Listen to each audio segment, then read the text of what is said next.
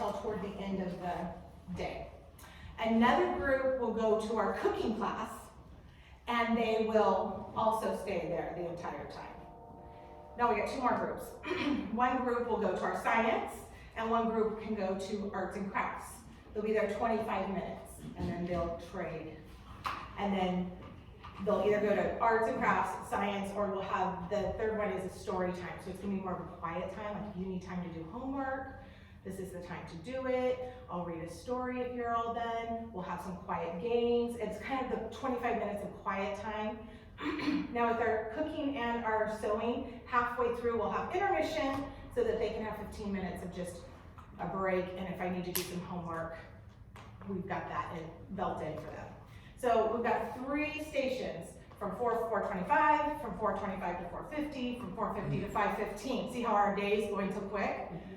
So now here we are at 5:15, everybody comes together, and we're gonna have a little etiquette class. Do you know that if you have good posture and you're sitting up, it makes you feel so much better, just your whole body feeling better, and you know that your attitude's better if you have good posture? So we're all gonna practice good posture. And we're gonna have our feet flat on the floor. Oh, see, I see everybody like moving around.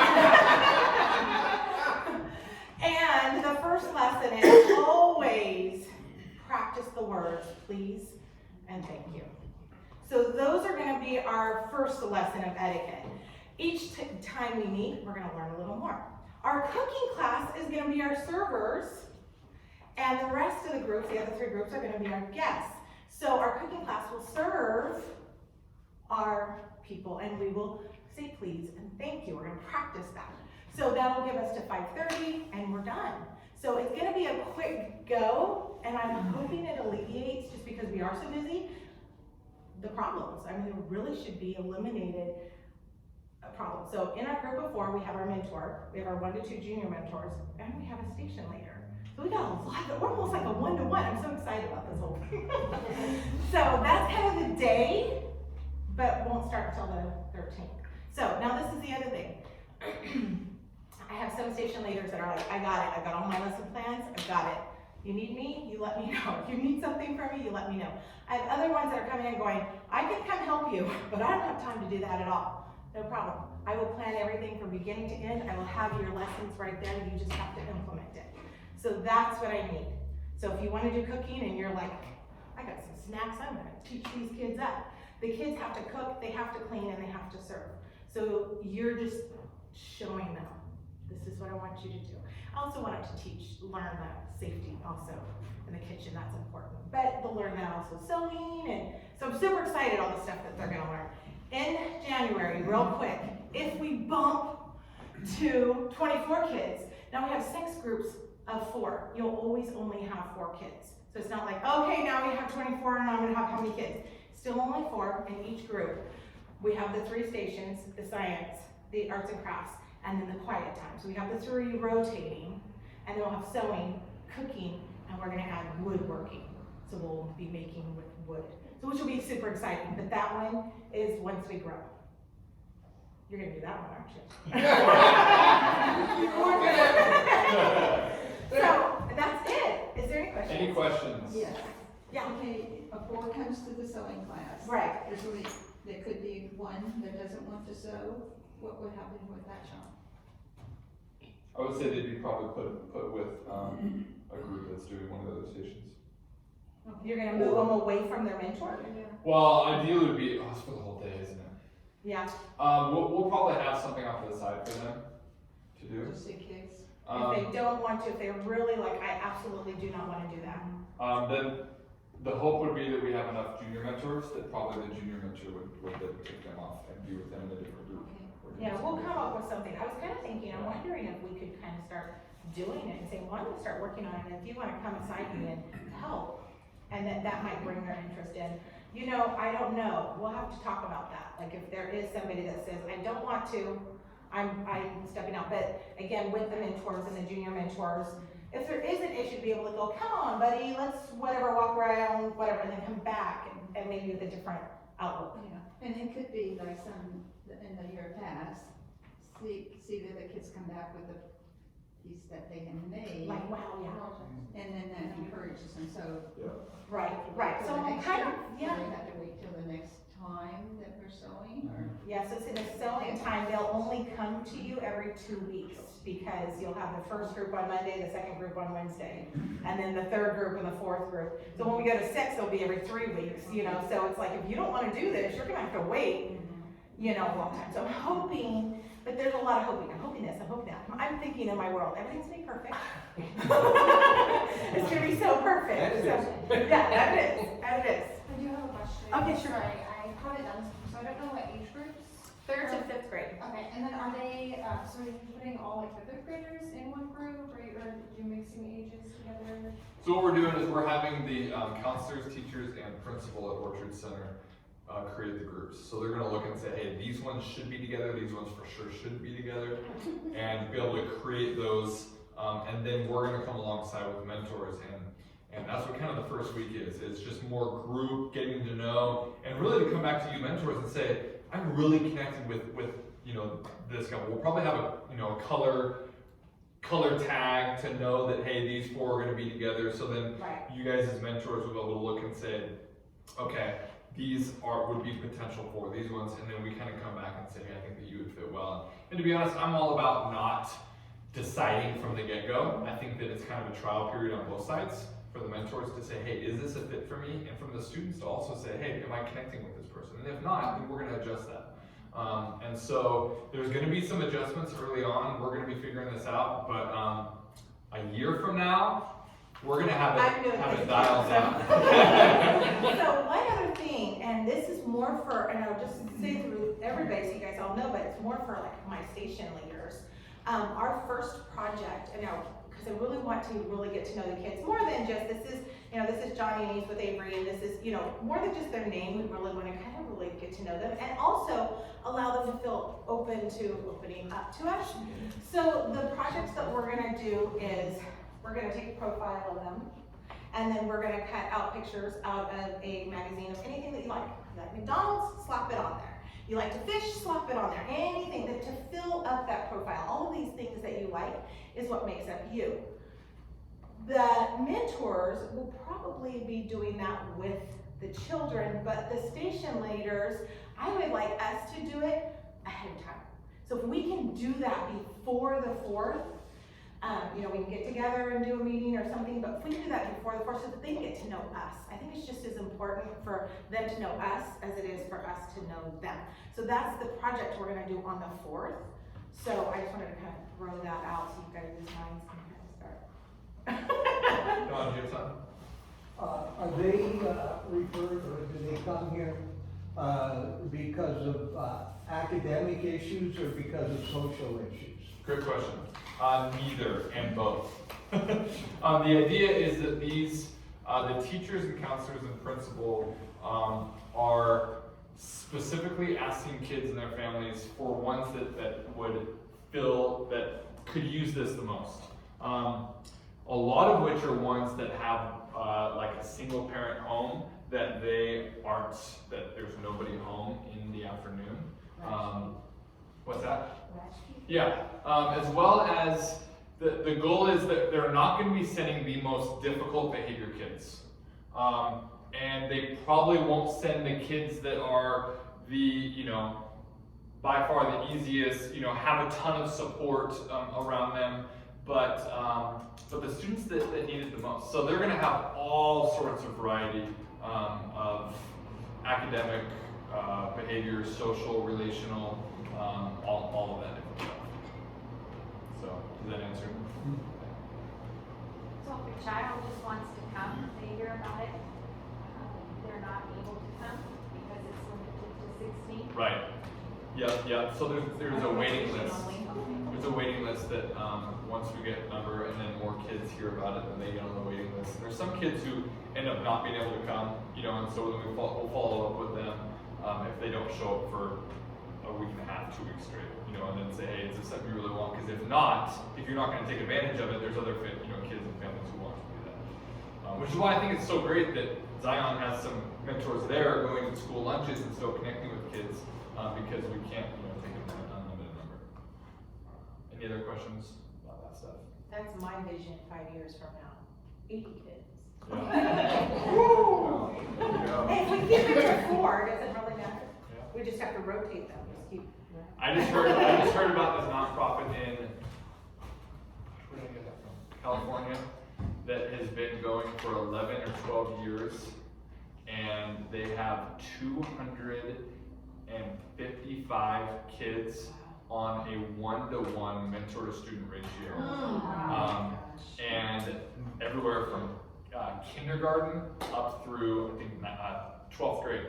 And so it's these just, the whole community has come around and just said, we're doing this, and so these kids, a lot of it is academic help for the older ones especially, it's like, hey, we're gonna hang out for an hour after school and really just help with you, but of course that, balloons into more. All right, so, talk to me, what were some of the things that you guys wrote down? Why are you interested in being a part of this after school program? And if you didn't write it down, you can just tell me what's in your heart, yeah. I'm concerned from last year over at Orchard Center. I'm concerned about the kids that really need some extra help in the classroom, because I remember Mrs. Watson in the math class.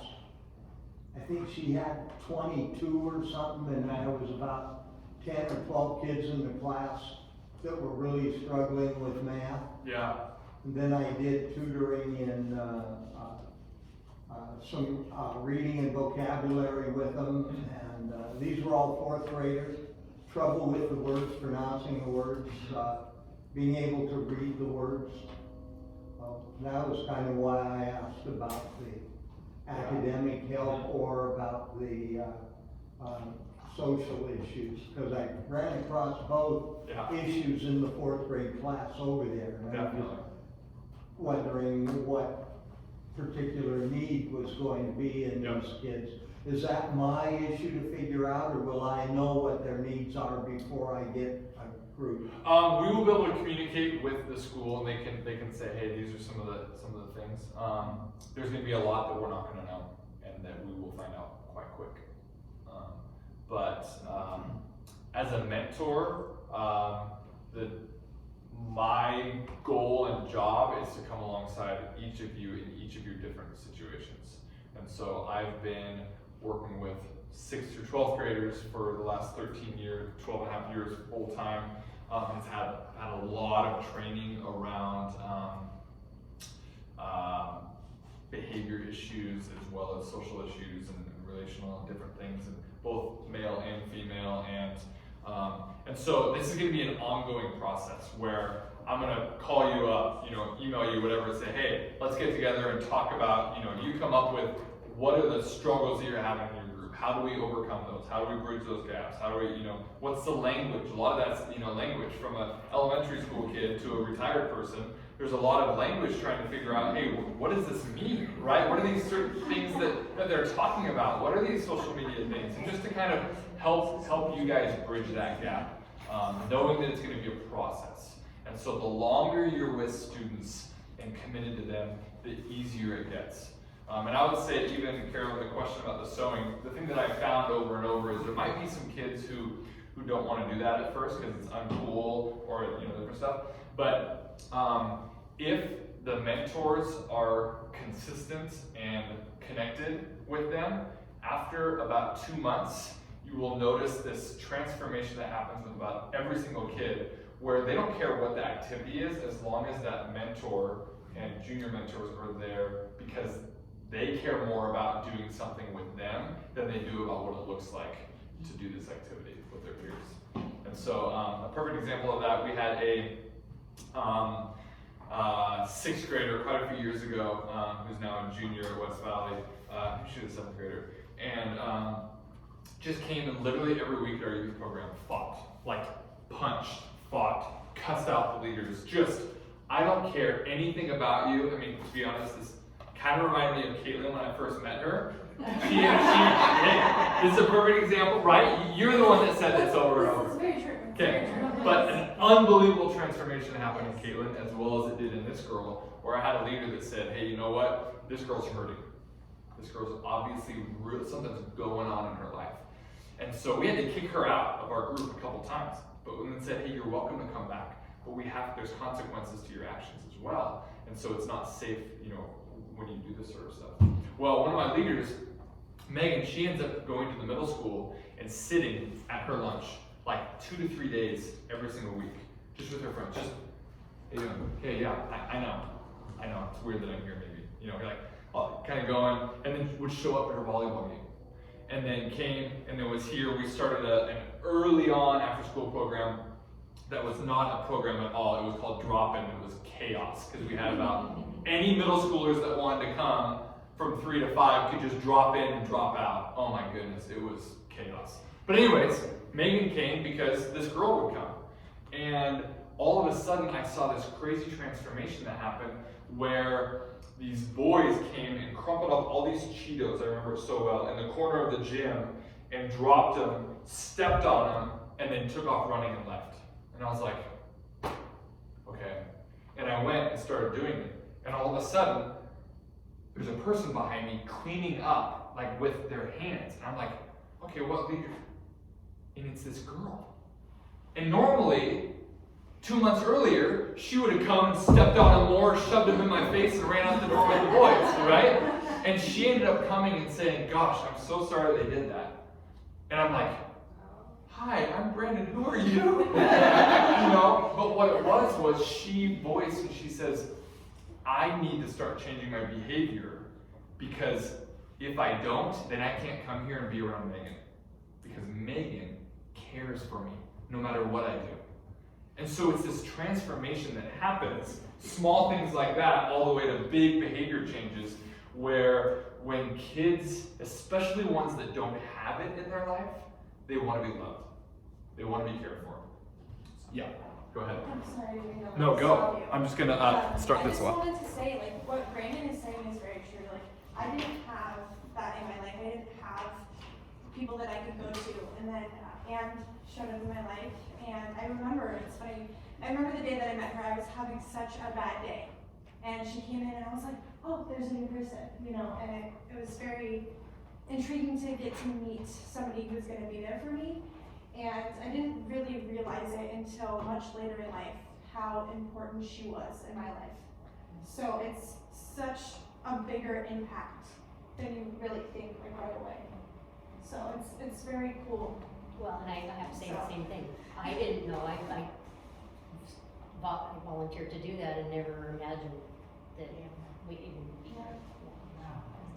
It's amazing. That kind of reminds me, like we had a break from sewing, and the kids were asking Kim if they were going to be able to come back to sewing.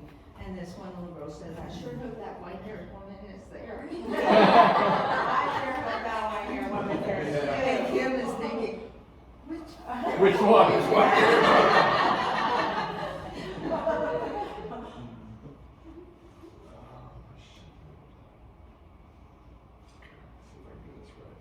Somebody else, who, what else did you write on the paper? What else did you write on the paper? We're gonna get to this in just a second. I like kids. Like kids? Yeah. Share God's love through our actions.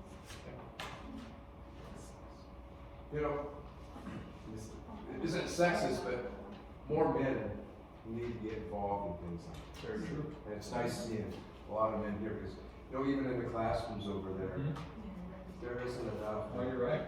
And my wife says, boy, it's sure nice to see more men step up and do things. And 100% agree. yeah, the kids really take to it. Yep. They really do. Yep. Yeah, because Yeah, look at she this shares summer. you with us. Yeah. So it's nice to see, and it's a blast with these kids watching them grow Yeah. and change, and yeah, it's just wonderful. All right, so here's what I'm gonna have you guys do. We all have come from different backgrounds, different parenting, different home lives, different upbringings, different life experiences, a lot of highs, a lot of lows, that we could spend lots of time going over to have us understand how we became who we are today. the thing that I see a lot happen is that when people who haven't spent a ton of time, actually not even that, I think it is pretty common for the average person to look at behavior of an elementary school kid or a middle school kid or a high school kid and look and say that there's a problem with them. Many times we think that there are quick judgments of saying they're just attention seekers, they are troublemakers, they have no respect, their parents don't teach them anything like that. And so here's what I'm going to ask you guys to do, is that for the next half an hour while we go over this stuff and talk through it, I want you to kind of throw out whatever it is that you believe along the idea of how to act or how to work alongside kids who have all different types of behavior. Because I could be saying some things and some of you are like, oh, I totally know that, I know that. And the goal is that to kind of start with this fresh canvas. How many of you know of Kent Hoffman? You heard of Kent Hoffman, Circle of Security? Okay, so Kent Hoffman is world renowned. He's in Spokane. He runs a business corporation called Circle of Security, and he comes alongside all sorts of schools, hundreds of different schools, as well as businesses and parents, and he focuses on attachment theory. And so many of you, when I first heard that, I thought, okay, like when an infant is born, carrying them with you at all times attachment. Well, that is part of it, because there's a lot of studies that he has done, him and his partner have done, that are all around the brain development of kids and the psychology of it, and the relational and emotional and all these different things. But he has said he loves what we're doing. The thing that is different of our after-school programs compared to the average after-school program is the mentoring. Because we are so focusing on coming alongside and creating an environment and relationships where kids can feel secure, where they can feel a sense of belonging and purpose, and that their own belief about themselves changes from being involved in our program. Not just something to get their homework done, not just something to get them in a warm place to be able to have, a snack or food. That's great too, but it goes so much deeper, and it's life-changing and long-lasting. So I say all that because I hear this a lot, and I'm even meeting a lot of teachers that I work alongside, and parents and grandparents, which is a kid who is coming along and doing something, right? They're not reading that, he's just doing that to get attention, right? How many of you, don't say it for yourselves, how many of you have heard other people say, oh, he's just doing that for attention, right? Now, a lot of this stuff, Kent said he's going to come in and do a lot of the mentor and leader training with you guys. He couldn't make this one, but he sent me a ton of material, and so I'm using a lot of his stuff. So, every time we think a child needs to be punished or is looking for attention, we need to reframe what is going on. So, rather than saying he's just doing that to get attention, this child is still in need of safe connection and likely doesn't believe it's possible. That statement is going to be true of about 98% of the kids that come to our program. Not because they all come from bad home lives, but because that is what our society and our culture and their peers and the things that they read, things that they watch tell them. That they are a problem, that they aren't safe, they're not connected. And so, was there somebody over there? Oh, I thought you were looking outside. There's somebody who was supposed to be. So there needs to be a reframing in our mind. So, perfect example, this girl that I told you about, I'm not going to use her name because some of you might know her. But it was very obvious that many of our leaders, including myself, would say, man, she just wants the attention. who knows what she's been into, the behaviors that she's about. She's a troublemaker, absolutely a troublemaker. Now, what we need to do is reframe that into what? What's another way, other than this child is still needing a safe connection? What's another reframing language that we could use? While you're thinking about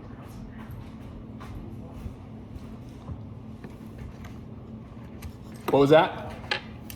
She needs more. Yep, she needs love. Well, one thing as a teacher, one of the quotes that people like to have in their background is that kids won't care what you know until they know that you care. Yeah. That personal connection. Yeah.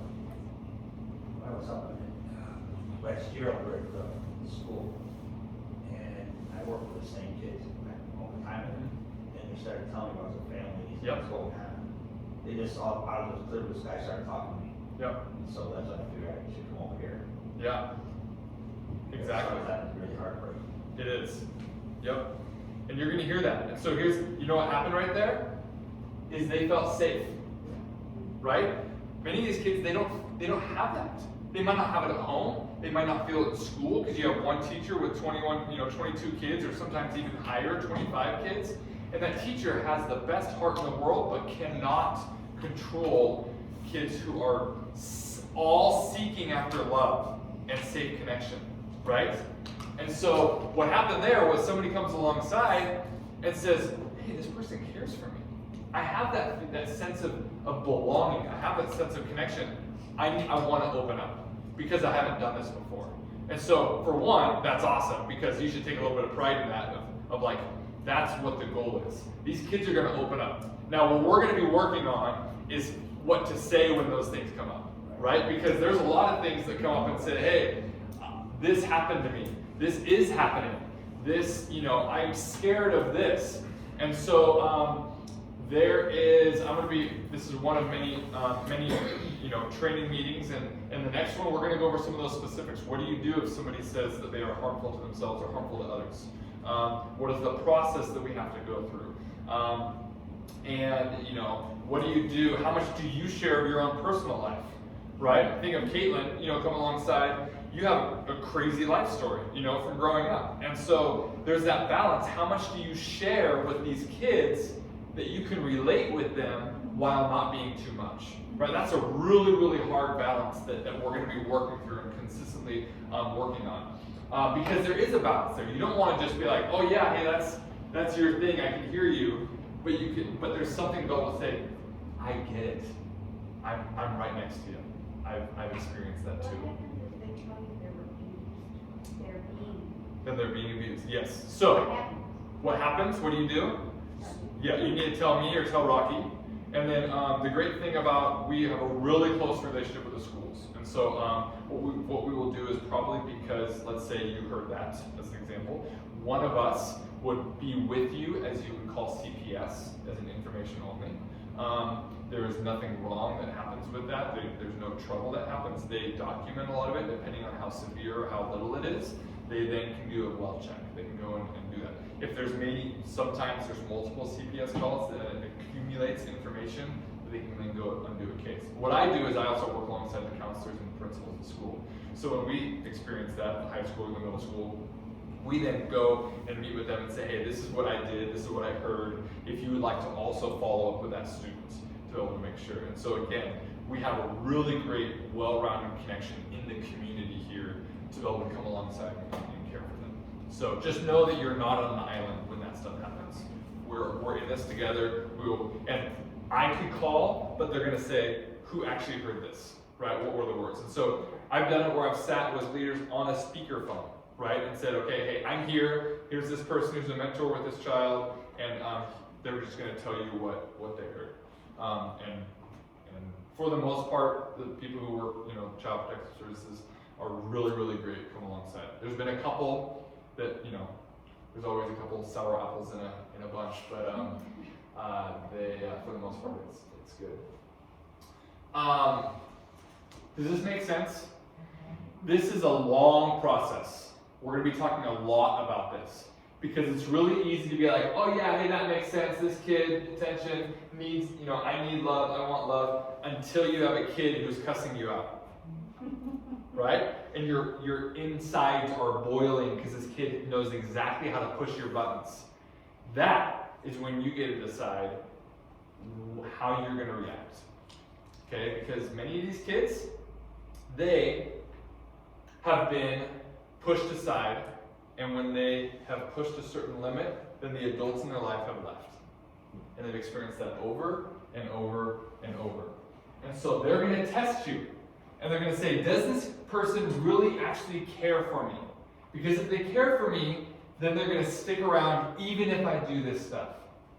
So your reaction is, there's a lot that happens. And so if you come and say, you've got to stop yelling, you're driving me crazy, get out of here, you're not going to be able to come back next week. Or threatening, right? Saying, hey, if you keep doing this, you're going to be gone. That might be the case, but that doesn't need to be shared right there. How much of a difference is it that, or to come along and sit next to them and say, man, you're really having a hard time today, aren't you? Do you want to talk about it now, or would you rather maybe have 10 minutes where we can just kind of go sit off to the side and give yourself a little bit of break? Man, I'm really sorry that you're struggling today, but we're here to be able to connect with you. We're here to be able to work alongside you. So you let us know what it is that you need. What do you need? And you see how my body language is? Not this. Okay? Because kids who are having a really hard time emotionally, there's an experience that has happened to create this. Always. There's always an experience in their life that is having them have a behavior. To be honest, it's not always abuse. It's not always sexual abuse. It's not always, horrible parenting. Sometimes it's exhaustion. Sometimes it's lack of food and water. And then their bodies are yelling at them saying, I can't take another math problem, right? I can't take 10 more people who are running around the gym because I'm going to go crazy because my body is so exhausted. And so it comes out in different ways. And then our job is to be able to come alongside and say, what is it that meets your needs to be able to help you right there? Because you're obviously telling us that you need that.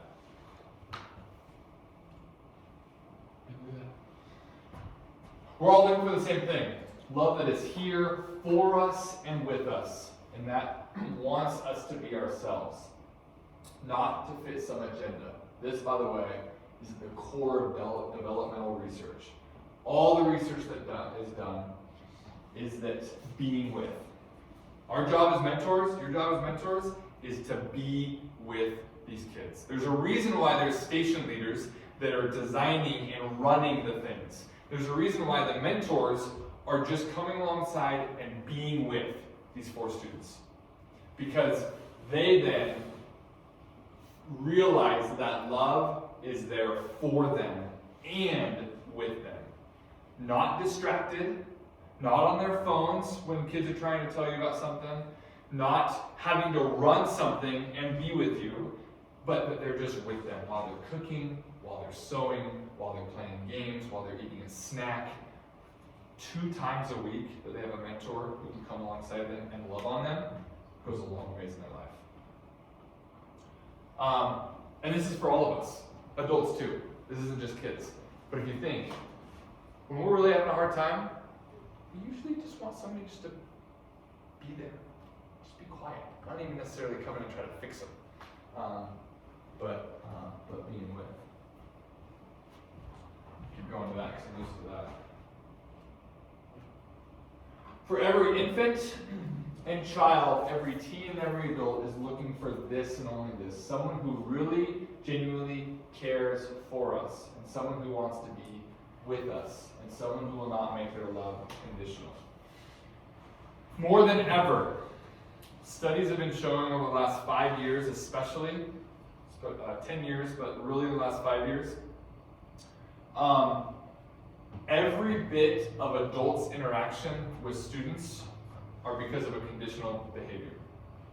And so the pressure that's put on these kids of succeeding in sports, in school, in relationships, in whatever it is, it's all because they did this, or they did that, or they didn't do this, or they didn't do that. And so what if they came to a program that we loved on them, and we were so excited to see them and be with them, not because of any of those things, but because they just show up, and we show up, and we're there because it's a real relationship. And so our goal is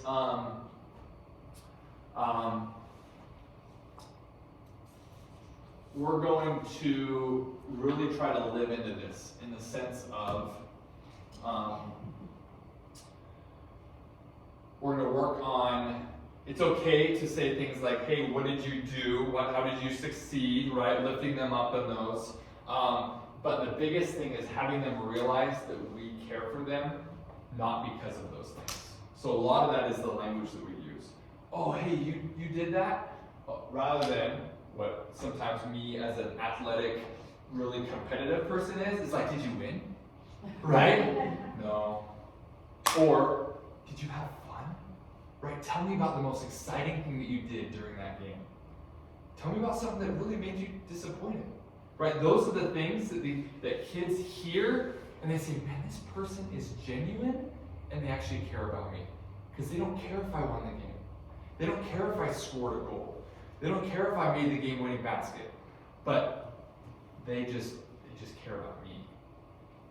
I love this quote. This is going to be kind of our, I need to send this to you, Rocky, but we'll put stuff, but I think it's going to be our little theme or our core thing on it once we get our website updated and going. But every child needs at least one adult who is irrationally crazy about him or her. I love that irrational word because it's true. I mean, we need more than one, but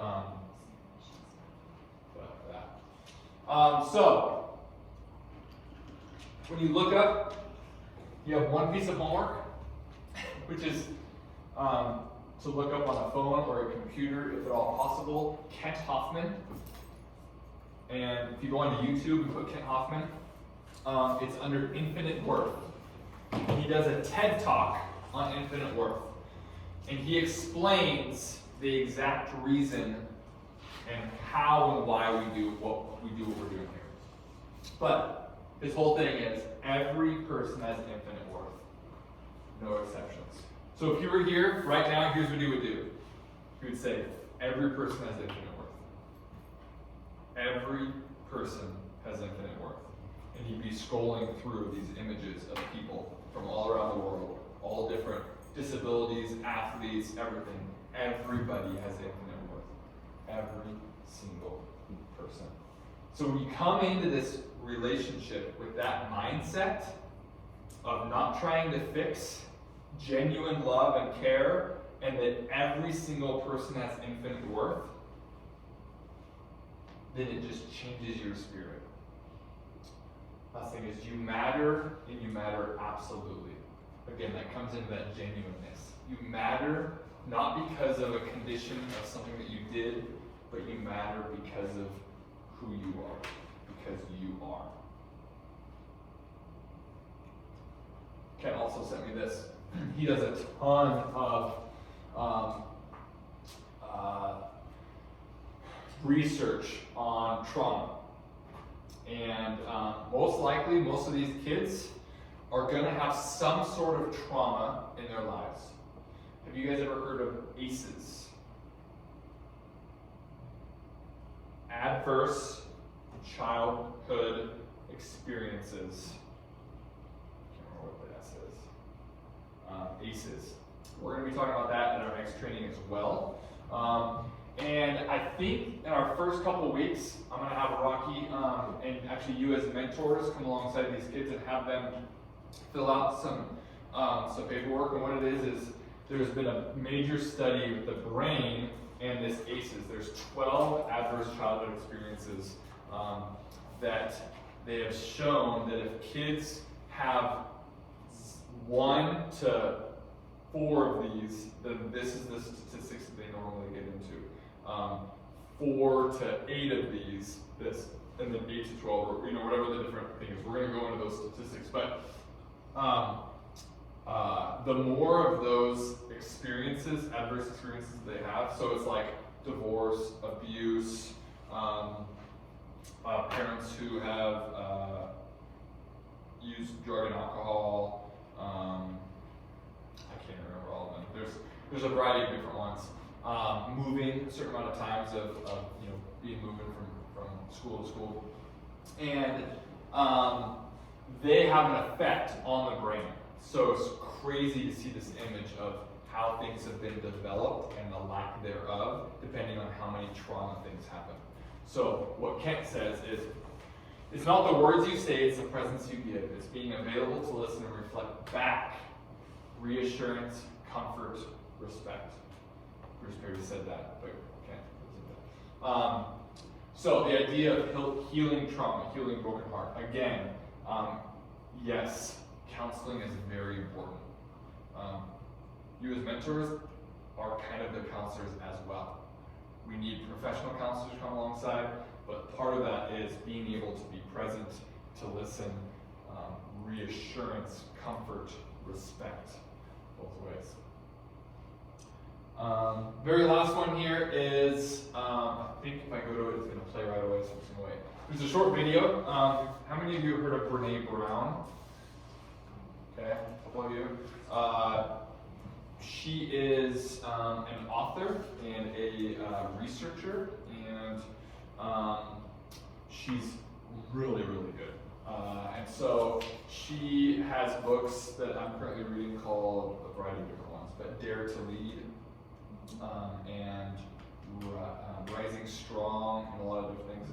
And so she talks a lot about the difference of what shame and talks a lot about shame and guilt and the difference of those, but also talks about the difference between sympathy and empathy. So I want you to watch this, and I think you'll be able to see the difference. Hold on here. Okay. You guys are not supposed. Wait for it. Just a second. See if it was really good technology, I can just go like this. One of these days. Okay, hold on here.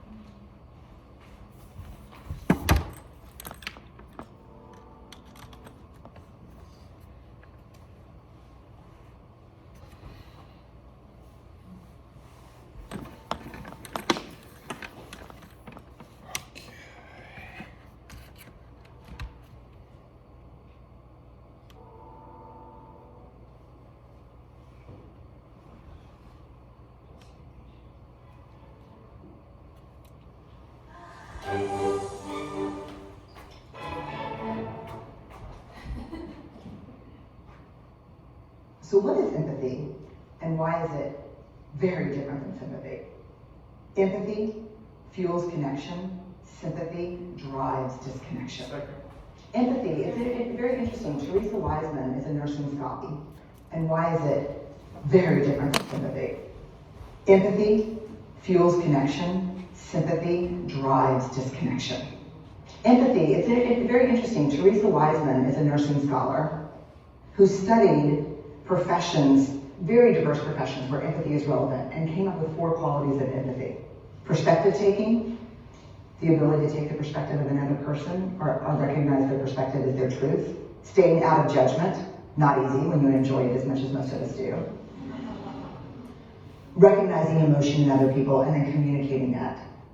Empathy is feeling with people. And to me, I always think of empathy as this kind of sacred space when someone's kind of in a deep hole and they shout out from the bottom and they say, I'm stuck, it's dark, I'm overwhelmed. And then we look and we say, hey, I'm down. I know what it's like down here. And you're not alone. Sympathy is, ooh, it's bad, huh? No. You want a sandwich? Empathy is a choice, and it's a vulnerable choice, because in order to connect with you, I have to connect with something in myself that knows that feeling. Rarely, if ever, does an empathic response begin with "at least." I have it, yeah. And we do it all the time. Because you know what? Someone just shared something with us that's incredibly painful, and we're trying to silver lining it. I don't think that's a verb, but I'm using it as one. We're trying to put the silver lining around it. So, I had a miscarriage. At least you know you can get pregnant. I think my marriage is falling apart. At least you have a marriage. John's getting kicked out of school. At least Sarah is an A student. But one of the things we do sometimes in the face of very difficult conversations is we try to make things better. If I share something with you that's very difficult, I'd rather you say, "I don't even know what to say right now, I'm just so glad you told me." Because the truth is, rarely can a response make something better. What makes something better is connection.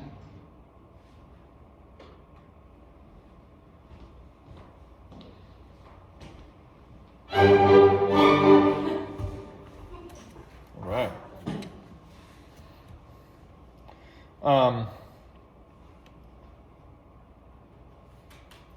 So, I hope that makes sense.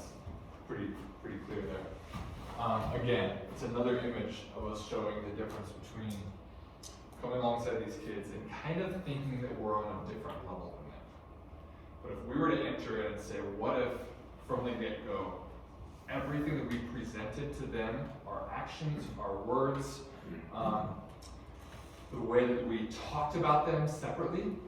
I have quite a few friends in the education world, and I just had one that said, I think I might have to leave this high school because I hear the principal nonstop talking about how bad certain kids are in Safford.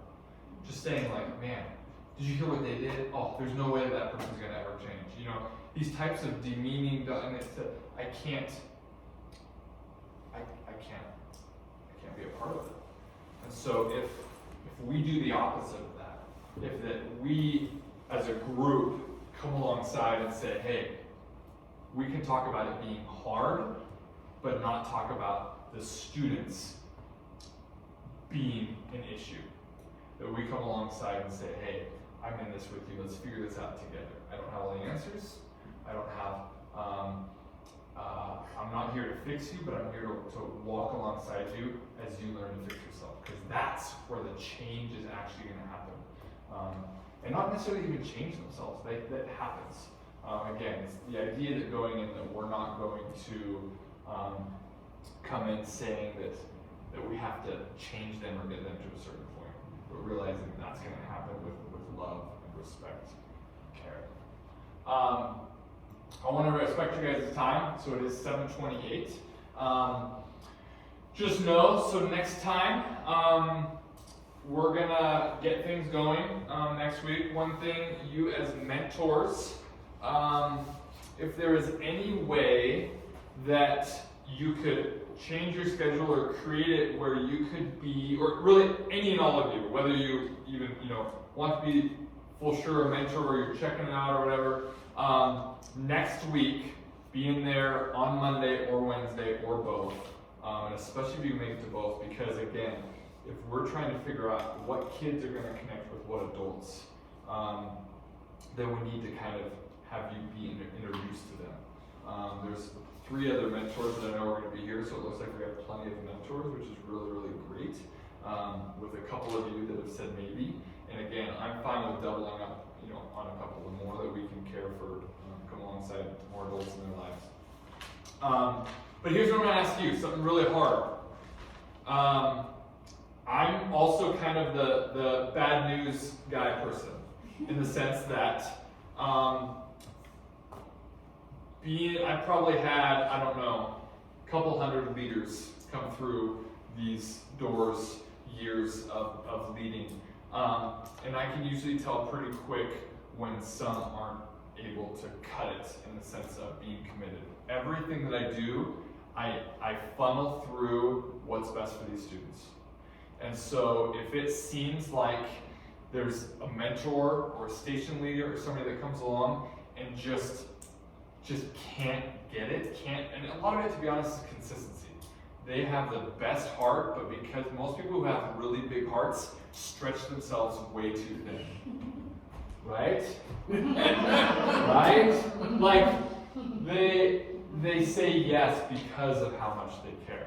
But what I'm going to ask is that the mentor specifically, that you're committed. That you can come try for a little bit, try it out. Before you really connect with these kids, you need to know that you can be consistent for a good chunk of time. And that means at least on a once a week basis. Now, yes, there's going to be times where you go away and come back. And through that, we're going to really work on how you communicate that to the kids. When I first came here as a youth director, there was 13 interns in a 9-year period before I came. So my first night, I had 12 high schoolers, 6 of which came up to me and said, "When are you leaving, Brandon?" I said, 3 to 5 years, at least. No, that's what everybody else said, "When are you leaving?" They just wanted to get it out of the way. And what I heard was the previous person who was actually there for 2 years, they really started opening up, kind of like we were talking about, right? They opened up, started talking about their lives. And then they didn't communicate. They came to youth group one night and said, "Hey, next week's my last week and I'm going on, I'm moving to something bigger for my life." The language we use speaks volumes. So those students heard, "You're moving on to something bigger and better than me." And I didn't even know about it until 1 week prior. So what we're gonna do and work through with Rocky and everything is communicating, hey, if you really connect with these kids and then you're gone for 3 weeks over, something, we're just gonna load that up a month in advance. Hey, just to remind you, I'm gonna be gone. I'm gonna talk about you, I'm gonna care about you, and if you text or different stuff, depending on the age, and once your relationship builds early on, obviously it's gonna be a very Star Club, Orchard Center type of thing, but just like, Ann and Caitlin, as it got on, hey, we're done with this thing, but let's have dinner on a monthly basis. Let's, do this. How are you doing? How can I help you with, these sorts of things? And so, just know that I'm going to be pushing you guys a little bit, just to be able to kind of know that we got the right ones who are there to be strong, kind, and committed. Kit Hoffman's big words are strong, kind, and committed. We're not going to talk about it right now. But he says that is the centerfold of true relationship. If you can come along a student or a person and be strong and be kind and be committed, that is the opposite of that is mean, weak, and gone. And it's really easy to be 2 of those and be the opposite of one. And so it's really hard to be all 3 of those together. And when you do, though, it creates an unbelievable environment for the person that you're working with. So, there was a lot to take in. Again, we're going to be working on this stuff, but I want to say thank you for showing up. Thank you, Rocky, for getting the food and dinner. And we'll be in communication. And so if you didn't fill out one of the green forms, that's a background check through the church. If you filled out before, even if you've done it through Orchard Center, it would be great to be able to have us have it on file just in case as well. I'll take that. And did email work? Did everybody get the email? I'm not going to get you on that. We're going to figure out the best communication thing, and I'm going to kind of reach out to you guys and just see where you're at in the sense of if you want to start out with just going to Orchard Center, would you rather start, coming over here, kind of pick those days. We have a couple mentors who are only Mondays, only Wednesdays, and some that are both. I do have one need that's a pretty big need, and so if you kind of think about it, is that the school is asking that somebody rides the bus with the kids over. So if we had somebody that's willing